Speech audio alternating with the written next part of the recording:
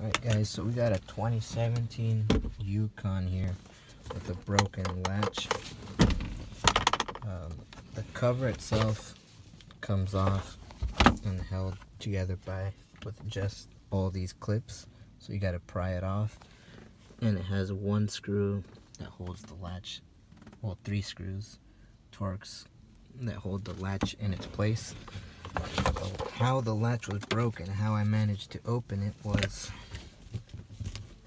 the latch itself broke into 2 pieces. So it anchors itself into here. Let me get some light.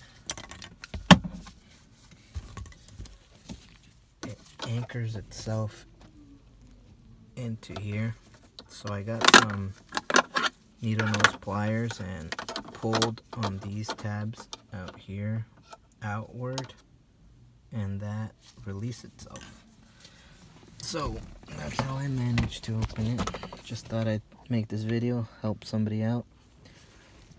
Thank you.